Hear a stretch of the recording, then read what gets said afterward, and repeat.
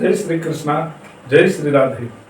आप सभी धर्म प्रेमियों की और भागवत प्रेमियों की प्रेम और सहयोग से हमारा प्रयास निरंतर आगे की ओर बढ़ रहा है और इसी क्रम में अब हम श्रीमद् भागवत संपूर्ण कथा के महात्म पर्व में 5वें अध्याय की ओर चलते हैं।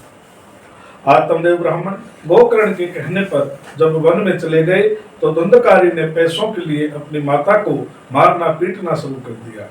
वह उससे गड़े धन के बारे में पूछता पर धन कहीं था ही नहीं, इसलिए कब तक बहाने बनाती। एक रात अपने पुत्र के अत्याचारों से दुखी होकर उसने कुएं में कूदकर अपने जीवन लीला को समाप्त कर लिया। जब गोकर्ण ने धुंधकारी का यह हाल देखा तो वह भी घर छोड़कर चला गया। वह विभिन्न तीर्थ स्थानों में जाकर भगवान का भजन पूजन करने लगा और सभी के सुख दुख में समान भाव से सम्मिलित होता। गोकर्ण के जाने के बाद धुंधकारी वेश्या गमन पर पैसा खर्च उठाने के लिए चोरी चकारी और ठगी का धंधा करने लगा। एक दिन वह कहीं से बहुत सारा धन और आभूषण चुरा कर ले आया और उसे ले जाकर उसने वेश्या को दे दिया। उस रात वह वेश्या के यहीं पर सोया था। रात्रि में जब वह गहरी नींद में था तो वेश्या के घर वालों ने विचार किया कि यह चोरी करके धन लाता है, यदि पकड़ा गया तो राजा इसके साथ साथ हमें भी दंडित करेगा। इससे तो अच्छा है कि इससे ही सदा के लिए मौत के मुंह में धकेल दिया जाए।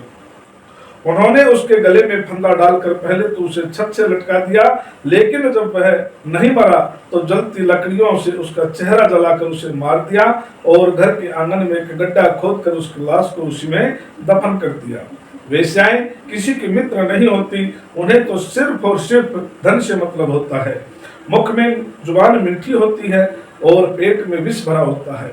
लोगों के पूछने पर वेश्या ने कह दिया कि वह व्यापार के लिए प्रदेश गया हुआ है।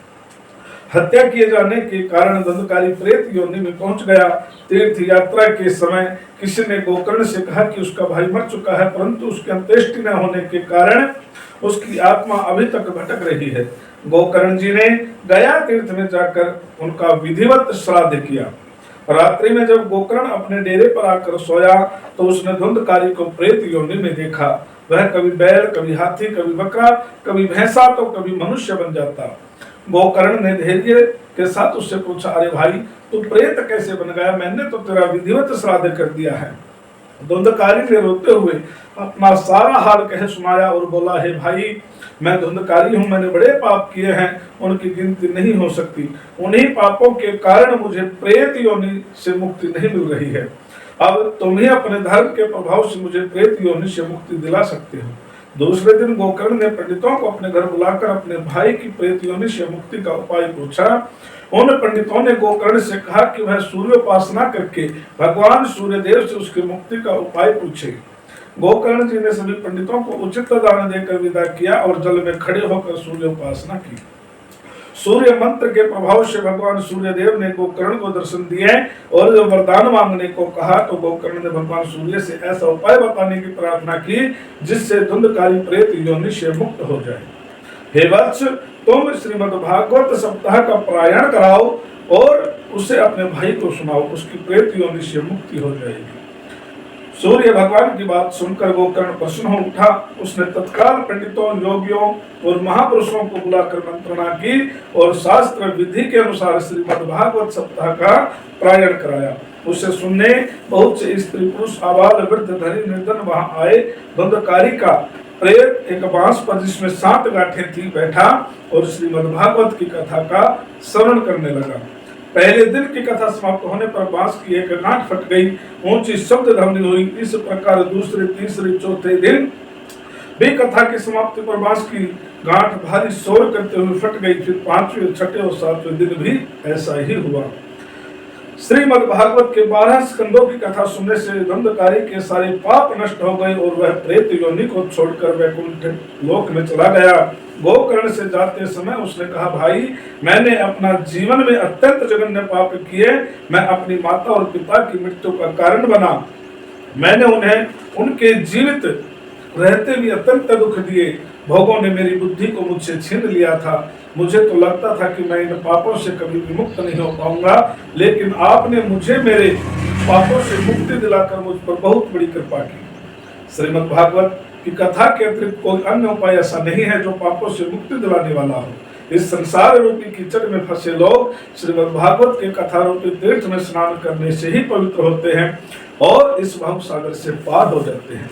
यह कथा अत्यंत पावन है, तो इसका पारायण किसी सांसारिक ऐश्वर्य भोग की कामना से करता है, उसकी उन समस्त कामनाओं की पूर्ति होती है। वैष्णव को इस पारायण का फल प्रेम भक्ति के रूप में प्राप्त होता है। इस प्रकार जो जिस भावना से इसका पाठ करता और कराता है वह उन्हें प्राप्त करता है। धुंधकारी के प्रेत योनि से छुटकारा पाने के उपरांत वहां उपस्थित पंडितों और महात्माओं ने गोकर्ण से कहा, वत्स, हमारे मन में एक संदेह उत्पन्न हुआ है, उसे आप मिटा दीजिए। यहाँ उपस्थित हम सभी ने श्रीमद् भागवत कथा का सप्ताह पारायण सुना, परंतु यहाँ सभी को मुक्ति नहीं मिली, केवल धुंधकारी को मुक्ति मिली और वैकुंठ में चला गया, ऐसा क्यों? तो गोकर्ण ने कहा, महात्माओं, इस कथा को जो व्यक्ति एकाग्रचित्त होकर केवल मोक्ष प्राप्ति के लिए सुनता है उसे संपूर्ण फल अवश्य प्राप्त होता है, लेकिन जिनका चित्त सांसारिक कार्यों में उलझा रहता है उन्हें वैसा फल प्राप्त नहीं होता। एक चित्त होकर ही मुक्ति प्राप्त होती है। ऐसा सुनकर सभी लोगों की प्रार्थना पर गोकर्ण जी ने श्रावण मास में पुनः श्रीमद् भागवत सप्ताह का पारायण कराया। जिन्होंने एक चित्त होकर उस कथा को सुना, उन्हें लेने के लिए स्वयं श्री कृष्ण भगवान श्री वैकुंठ धाम से विमान लेकर पधारे और गोकर्ण सहित उन्हें लेकर वैकुंठ चले गए। वैसे ही जैसे त्रेता युग में श्री रामचंद्र जी अयोध्या वासियों को लेकर सदैव वैकुंठ गए थे, जिस स्थान पर सूर्य और चंद्र भी पहुंच नहीं है, वहां यह संसारी मनुष्य इस कथा के श्रवण से पहुंच जाता है। इस कथा का महत्व सभी तपों और व्रतों से ऊंचा है, ऐसा समझना सभी को चाहिए। जय श्री राधे, जय श्री राम।